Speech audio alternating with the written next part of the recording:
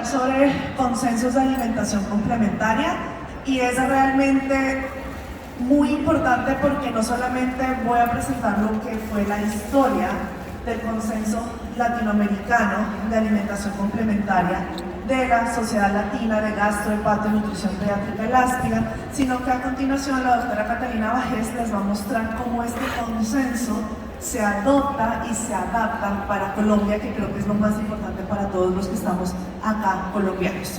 Mis conflictos de interés, y no sé si todos los conozcan, pero si no, por favor alisten sus celulares, porque creo que lo más importante de este simposio es que se lleven esta tarea y es su lectura completa del consenso. Está en español, está en inglés, este QR que los lleva directamente a que descarguen el PDF es en español, así que no hay excusa para no leerlo. Son 34 declaraciones que tenemos de temas que están relacionados con la alimentación complementaria y que a lo largo de mi presentación, pero sobre todo a lo largo de la presentación de Catalina, que se va a enfocar mucho más en las declaraciones, las vamos a poder ver. ¿Todas listo con el QR? ¿Listo?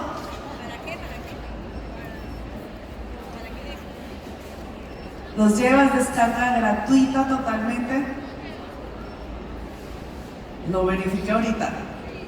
Bueno, si no, les devuelvo acá, consenso de alimentación complementaria, ponen el nombre en Google y los tiene que llevar directamente.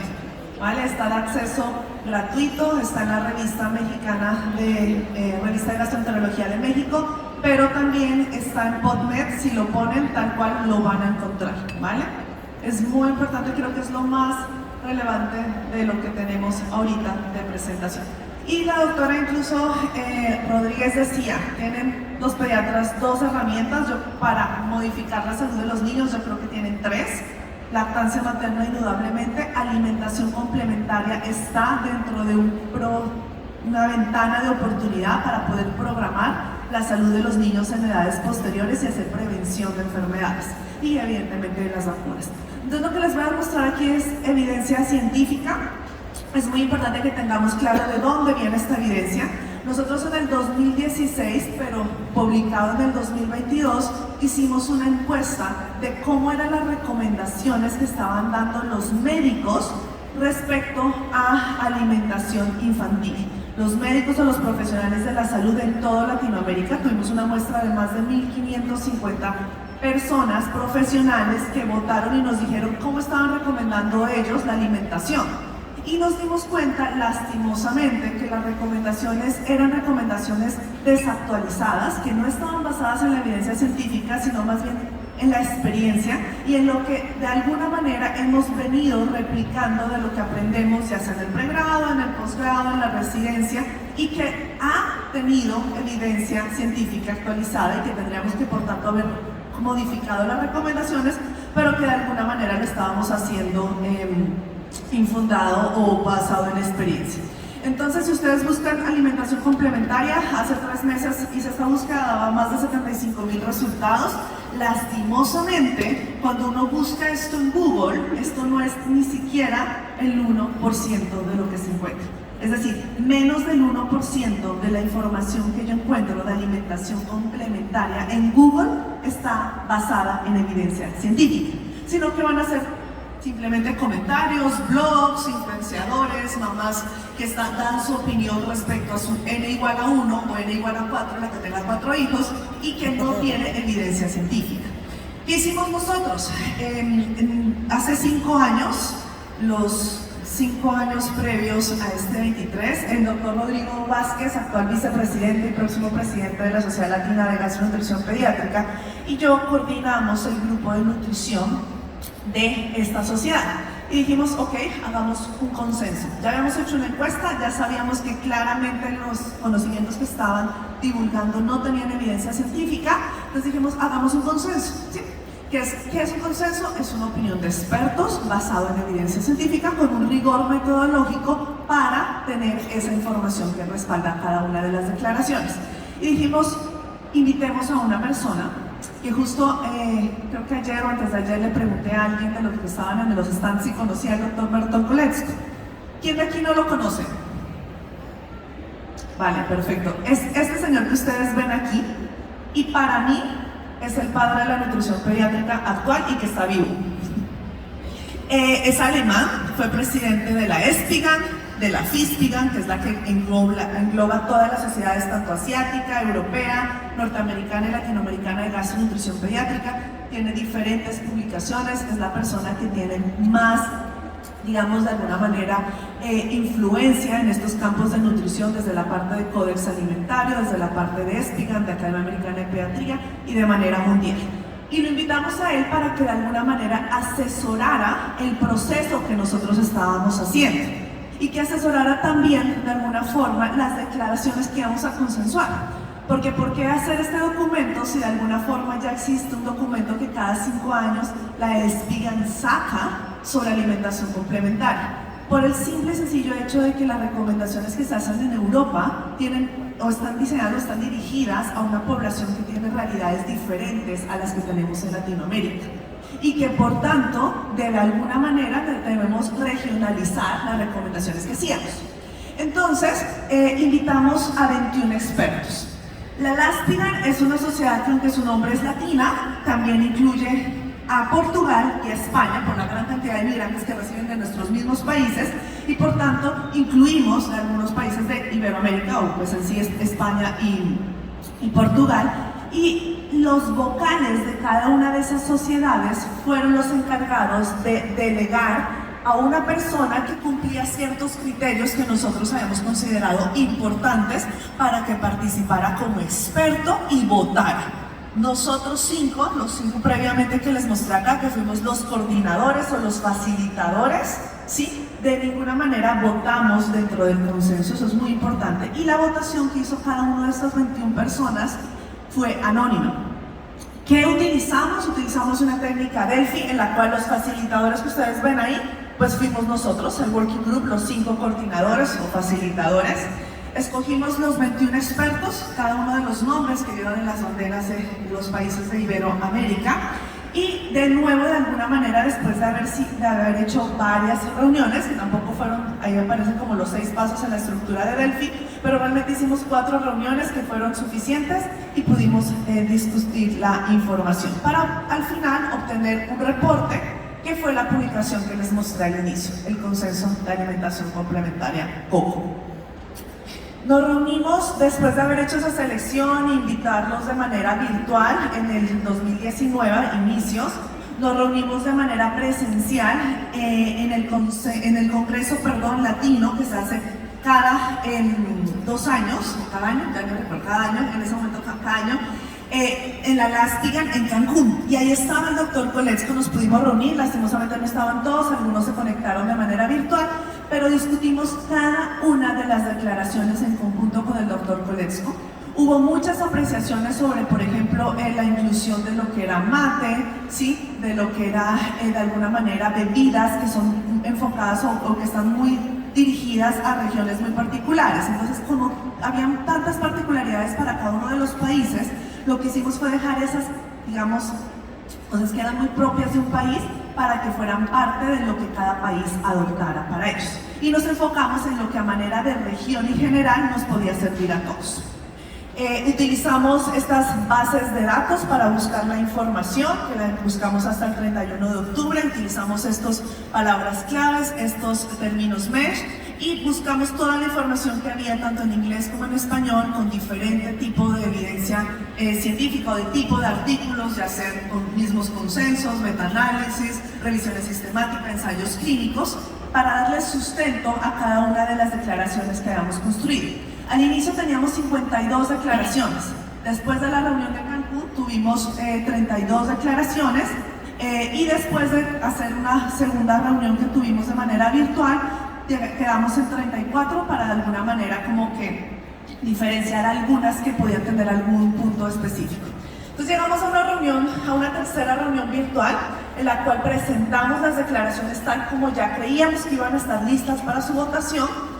Hicimos un replanteamiento de los enunciados, de lo que había que reparafrasear o de alguna manera corregir, y que decidimos tener en cuenta.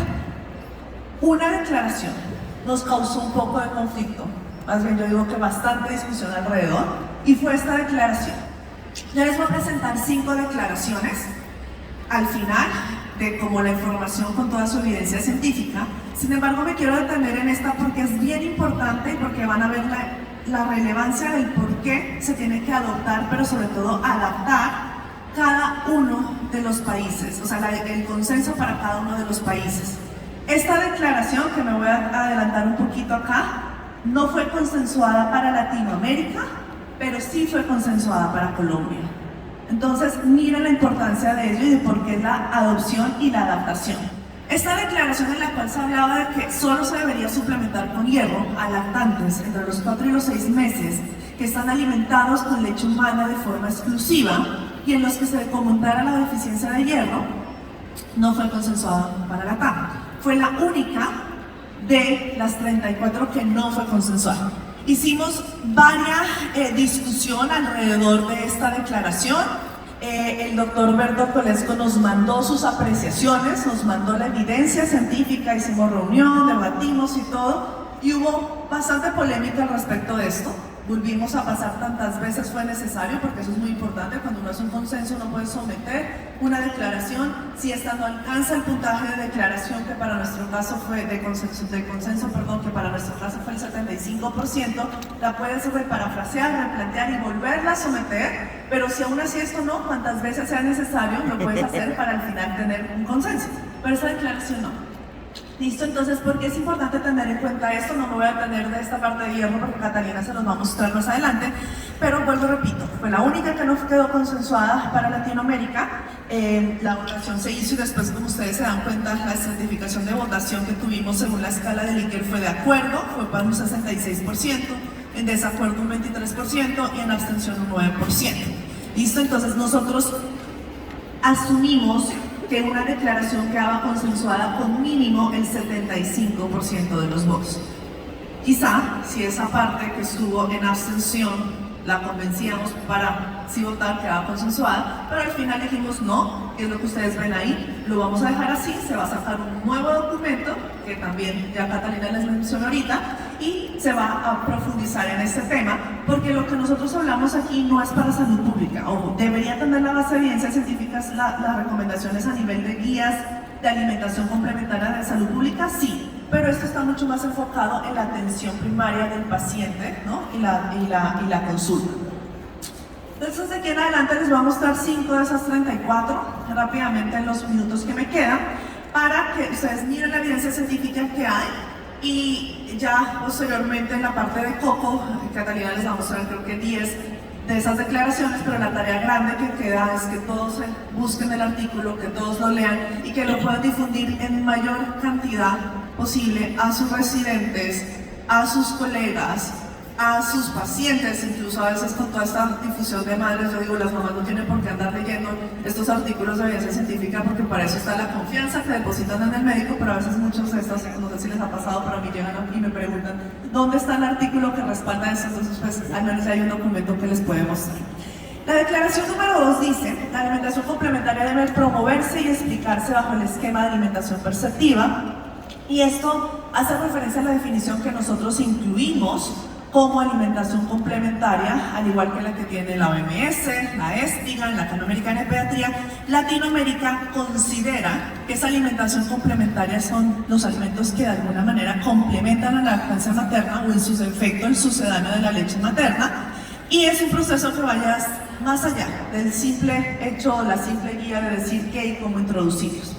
Y nosotros condensamos esto dentro de este círculo que compone toda la parte o el concepto de alimentación perceptiva. ¿Cuándo se inicia? ¿Sí? ¿Con qué se inicia? ¿Qué cantidad le vamos a dar a los niños de alimentación complementaria? La frecuencia, pero no solo de exposición, sino que cada cuánto le voy a dar un alimento nuevo, ¿sí? La textura o el enfoque, ¿sí? O es lo que hemos llamado como el método, con todo el auge de BLW, de Bliss, la integración sensorial y sobre todo llegar a uno de los fines más importantes, y es que la dieta sea diversa, donde sabemos por el último reporte de la UNICEF que aproximadamente solamente el 30% de los niños en el mundo reciben una alimentación diversa. en la alimentación, en el periodo de alimentación complementaria. Entonces, ese es el fin, de integrar todo esto, no solamente qué, cuándo, no, todos los componentes de alimentación perceptiva sí deben estar presentes en la alimentación complementaria. La declaración número 12, que fue otra que yo escogí para presentárselos, dice: en lactantes sanos, alimentados con fórmula infantil, la alimentación complementaria se puede iniciar con cualquier grupo de alimentos, pero a las 2 semanas de haber iniciado, ¿sí?, se debe haber ofrecido al menos un alimento de cada grupo, y de acuerdo en el 100%. Esto es muy importante y creo que este documento nuestro es el primero que hace muy enfáticamente la diferenciación de lo que es hacer una recomendación de alimentación complementaria para un niño que ha sido alimentado con leche humana durante 6 meses versus la alimentación complementaria para un niño que ha recibido fórmula y que de alguna manera pudiésemos iniciar alimentación complementaria desde los 4 meses, como lo enmarca ESPIA, ¿sí? Entonces, lo claro aquí para tener presente es que nuestro país y los países de toda la región de Latinoamérica deberían estarse enfocando en la recomendación de si el niño está amamantado, la complementaria se inicia a los 6 meses. Pero si el niño por alguna razón ya no recibió, ya recibió más bien una toma de fórmula láctea, es decir, ya no tiene esa exclusividad de la leche materna, se puede iniciar como se está recomendando en Europa, que es entre los 4 y los 6 meses, que es el esquema en el cual los niños pues están alimentados en mayor medida en el continente europeo. Esta es una como imagen que ustedes pueden ver ahí, que es de mi centro, hace parte del protocolo básicos de alimentación complementaria, y ahí se dan cuenta cómo si el niño se cumple la declaración anterior. ¿De qué manera? Grupos de alimentos diferentes, a las 2 semanas de haber iniciado la alimentación complementaria o a los 15 días, como nos lo dice la declaración, se tienen que haber ofrecido al menos 2 alimentos de cada grupo. Ahí lo tienen, hacia los 3 días, incluso variedad, tienen variedad de sabores, que es muy importante, tienen variedad de alimentos, tienen alimentos fuentes, digamos que es de hierro, de DHA, de vitaminas, de proteína, de grasas y demás. Y sobre todo la presencia de alimentos considerados potencialmente alergénicos. Entonces, con esto, vamos a avanzar, perdón, la declaración 17 nos dice: se recomienda iniciar purés, papillas y progresar a texturas grumosas y sólidos blandos antes de los 10 meses de edad para disminuir el riesgo de aversión a texturas. La progresión de texturas, y con esto de alguna manera les estoy diciendo, BLW no cumple o no enmarca con esta declaración, porque la progresión de texturas hace parte de la alimentación perceptiva. Es muy importante tener claro que si nosotros hacemos esta progresión, esta imagen que la tienen aquí es de mi centro, la pueden descargar ahí, pero si nosotros hacemos esa progresión con lo que sería el enfoque tradicional de alguna manera, yo creo que todos aquí recibimos alimentación complementaria con cuchara, segurísimo, ¿cierto? Esta parte de progresar las texturas permite el movimiento de lo que es la lengua, los labios, la mandíbula, y a la larga promueve el desarrollo de lo que es la masticación, el habla y la pronunciación. Entonces, indudablemente, la progresión de texturas es necesaria para todo ese complejo desarrollo. Y también uno de los puntos que es sumamente importante es que no todos los niños están listos para hacer BLW. Y esto a la larga es, ok, ¿quién lo va a poder hacer? ¿Sí? Pero no todos los niños tienen que estar. Este progreso de texturas, el que la mamá puede identificar que ya pasó por puré o pastoso y que está listo para ir a grumoso o machacado, también permite de alguna manera que se dé una crianza respetuosa en la que la mamá alcanza a identificar si su hijo ya está listo para pasar a la siguiente textura. Si nosotros fallamos en esa progresión, muy seguramente pues vamos a fallar en algunos otros aspectos. La declaración 22 dice: en lactantes con alergia no se debe retrasar la introducción de los alimentos considerados potencialmente alergénicos. A mí de verdad me causa mucha impresión como todas las anteriores, si ustedes se dieron cuenta, por unanimidad estaban consensuadas. Y estas personas que votaron son en su mayoría gastropediatras, donde la mayoría de los fellows de gastropediatría tienen nutrición. Y aún así, casi que no pasa. Y la verdad me siento como, me da hasta un poco de vergüenza decir esto, pero 76%, una persona menos que vota y esto no queda consensuado. Cuando es de las cosas que más evidencia científica tienen y son fellow, o sea, son personas, no fellows, son súper especialistas. Entonces es muy importante con que de aquí el 30% de la mitad se vaya convencido de esto y los que no lo hacían lo vayan recomendando. Yo creo que nos damos por satisfechos con este resultado. El doctor Perkin en Reino Unido promovieron un estudio que se realizó en niños amamantados, un ensayo clínico controlado que se dio, imagínense, hace 10 años hizo ese estudio, ¿sí? Y lo que hacían era los niños que recibían lactancia materna, al menos exclusiva, al menos hasta los 3 meses, los asignaron de forma aleatoria a 2 grupos. Este es el tipo de estudios que yo no necesito repetirlo en Colombia para comprobar que también sirve acá.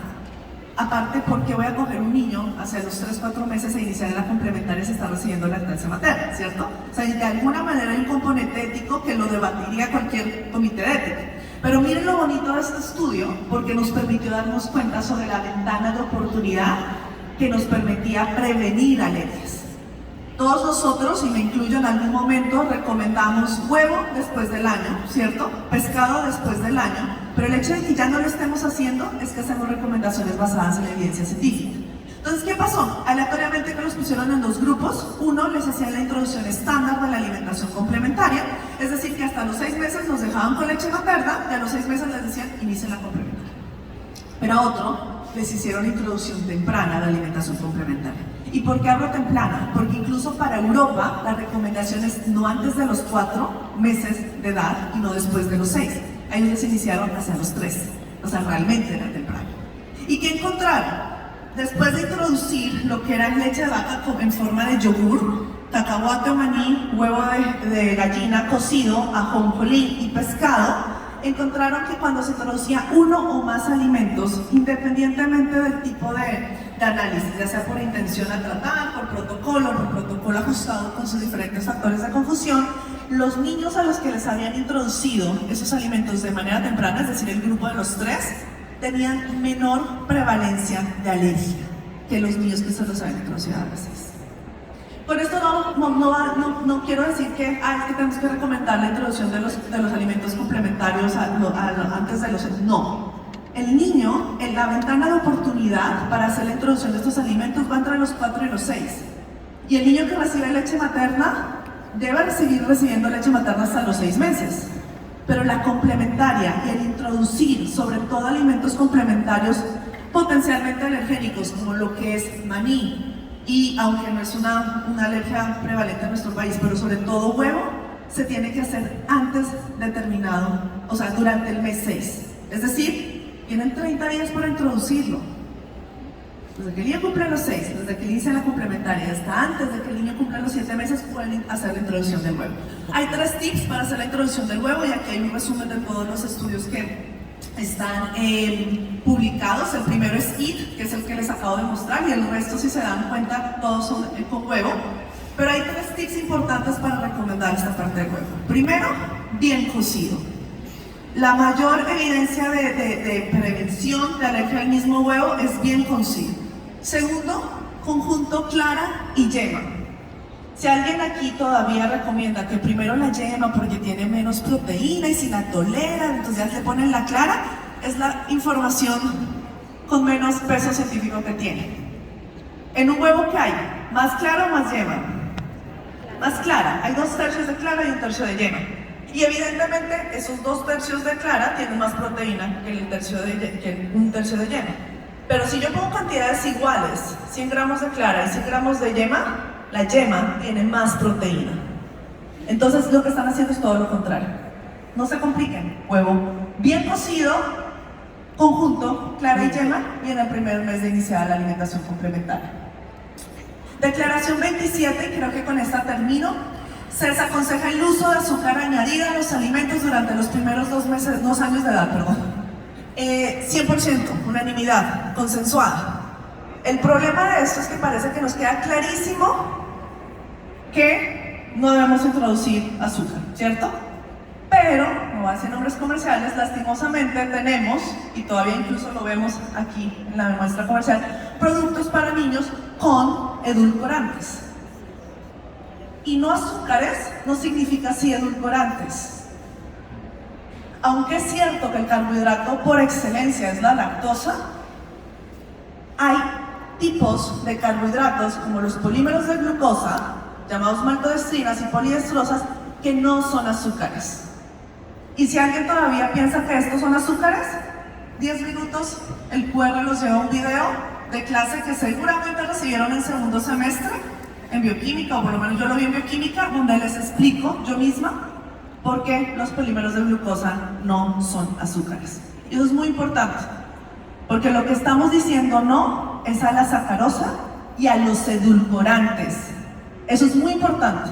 Ningún niño debería estar comiendo edulcorantes, y OMS acaba de sacar publicado también una guía sobre esto, ¿no? Sobre el uso de edulcorantes, incluso ni siquiera en el niño con obesidad. Entonces, esta es la conclusión, digamos, o la última parte final del documento. La invitación es que sabemos que hay diferencias incluso en el mismo país. Sabemos que incluso la forma en la que seguramente están alimentando a los niños, iniciando la alimentación complementaria en Putumayo no es igual a la costa ni es igual al centro, y aún así, como hay diferencia en el mismo país, pues con más razón hay diferencias entre otros países. Entonces, este es el documento macro y general, pero la invitación del Aspiran es que se adopte y sobre todo que se adapte para cada uno de los 21 países que participaron. Y con esto quiero darle el paso a la doctora Catalina Bajés. Ella les va a presentar el trabajo inmenso que hemos hecho en Colombia. Somos el primer país que adoptó y adaptó este consenso, y les va a mostrar los cambios principales para nuestra población. Muchas gracias.